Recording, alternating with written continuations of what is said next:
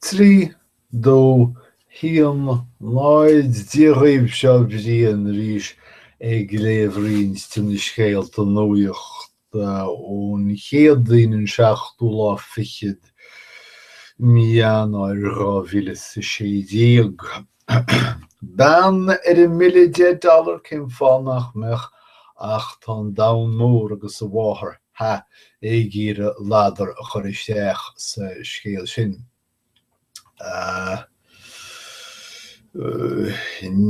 Bhéidir nach raibh ag rúnaí taisce very ceá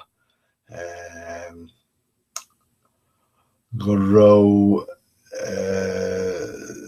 smaointe láidre ag Americánaigh faoi chuma narigid ach baide tá saginis. Tá an dain mór ag díosbáideacht Harriet Tubman, Susan B. Anthony, Rosa Parks, Eleanor Roosevelt agus ní fada dearann go bhfeicimid bean $1 million. Agus fair play tá sé ann. Cúbláil sa leadóg tá sé leanach de raibh. Bhí mé ag tuairt le fios lá nó róthain go raibh gur chuireadh i lé imreoirí leadóige sa chomórtas oscailte, i gomórtas oscailte na hastráile gur go nearna siad chúbláil sa chlifa agus go raibh siad chun an clifa a thuairt don bheirt chuireadh airgid mór ar a glyfa a cholua agus a bacchus don na húdaráis go raibh rudí cinnte a spealach ar siúl chuireadh geallchar ar fionraí. Ach as seo tá aibhléanú ar siúl fechaint an bhfuil fírinne ar bit í bhiste duna líomhaintí agus táthar ag treisiú le chlár feachtas frithchamiléireachta na leadóige. Tyler Sash, now ní an galar inchine féin a bhara é, ach fuair an fearbocht seo Tyler Sash, bás le déanaí, 7 milliún fiche díos de bhar rógáileoig drugaí. Agus fuair amach go raibh céim forbartha ige den galarint sin na CTE nach bheictear riamh in líne chomhthóg leis agus is fianaise é seo gur bheith immert pelle bachúis leis an bachúis leis an más.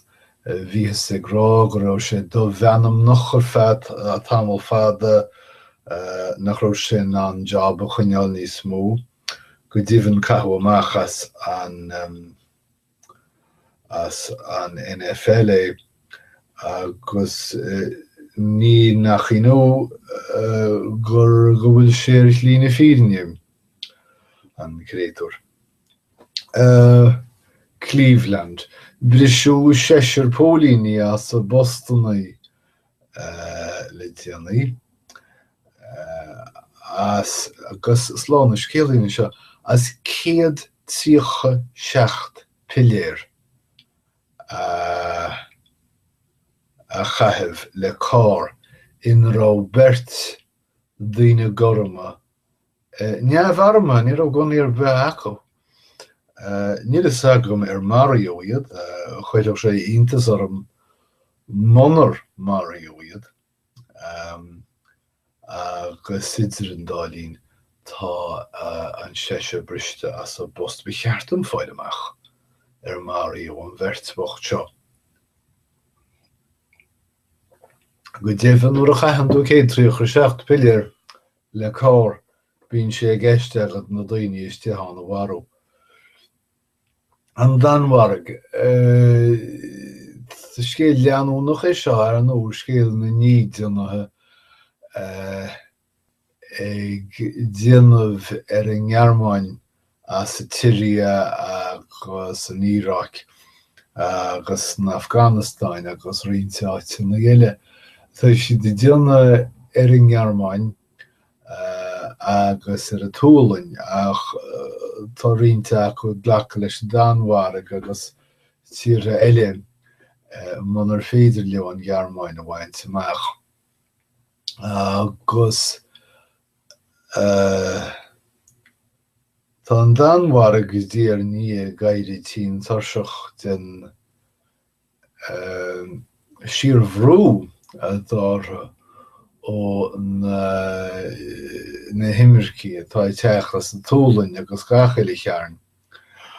Agus tá si tréis dlí nua ré sa Parliament a áiscí na nimmircach. Ba cead ag eifigí sócuiní na nimmircach a gháil chun costaisiach lúdú.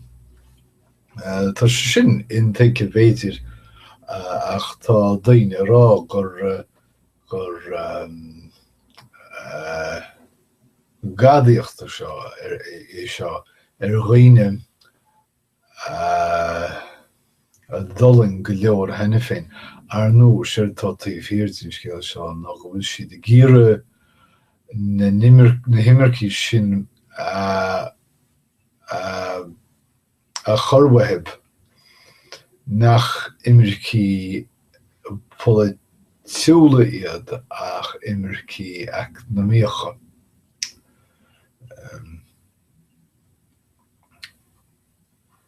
Venezuela tá Hugo Chávez marmh ach má tá bhharrtaíocht Hugo Chávez beo tá freasúr nua má tá cóchtach an freasúra iad níos mó ach cibé seo iad an íorfreasúra an tíorfreasúra agus tá siad sanna gíre an rud chéanna a dhéanamh rinne Hugo Chávez agus sin gníomhais na dithe a thóg an rialtas a chuairt na cónaíochtaí. Bert Arnault a gróthas díolseacht na mocht smaoine má. Ní léon rud eile le rá agam faoi sin. Thornton Dial ealaíontóir Africach Americánach a rá an cháil gur mar scroblachair. Rinne sé a chuideálín as scroblach a dinis scéal síl an Africaí Americánaí. Ba chaifiíoch é Thornton Dial ar a tíomh má gúnaí a rugú I mochtana sé agus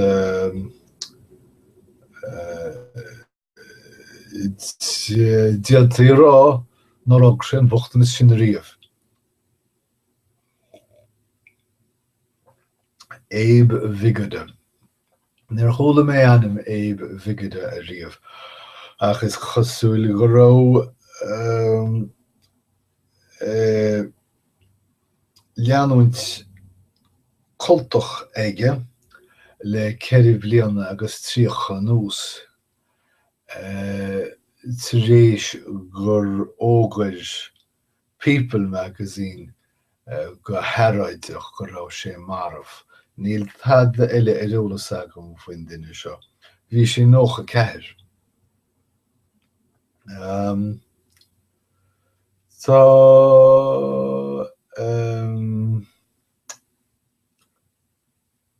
scéalaíonn bheag faoi rothanna agus athróthú agus clifí físe. Tá na clifí seo ag tuairt bailí nua do stóirí mar Mark Hamill teacht chomh fada le na módaoine ceart go leor. Níl is agam an nuaíocht é sin. Atlantic City. Bhí cáil ar Atlantic City ar feadh cúpla glúin mar Las Vegas an airthir. Má bhí tú ag iarra dul cearúchas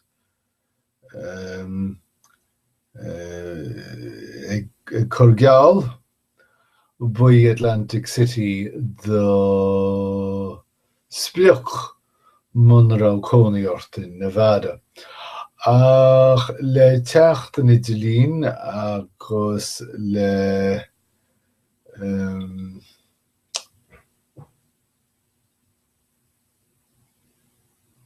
Come leis céal. Duine cíns ag boga hís taire ach tá an teach fullmh. Come leis céal.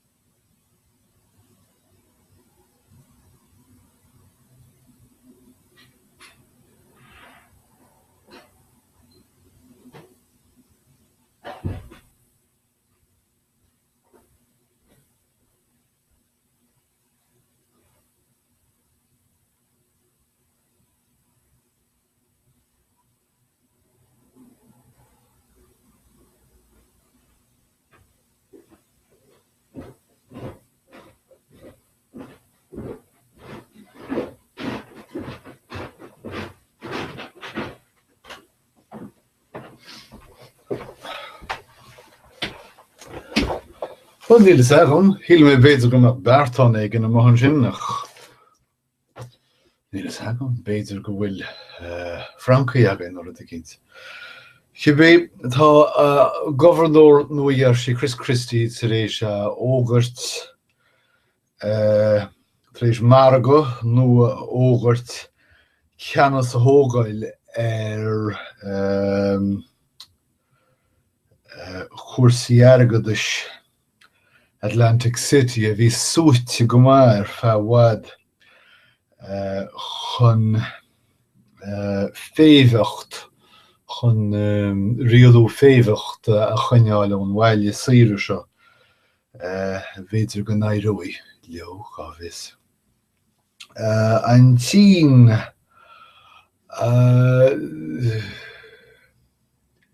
bhí titim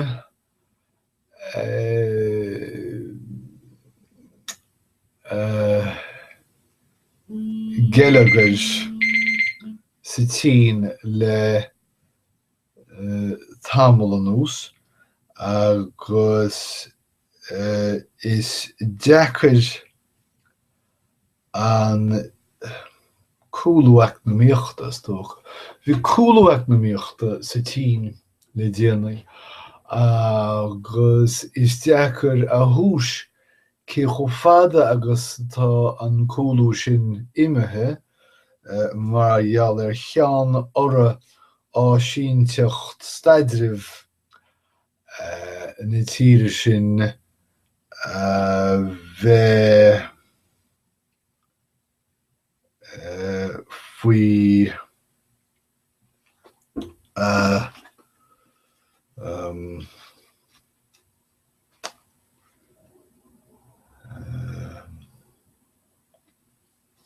a bheith á isrú as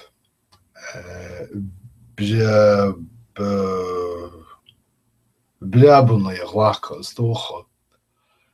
Chamas tí léigin í anam.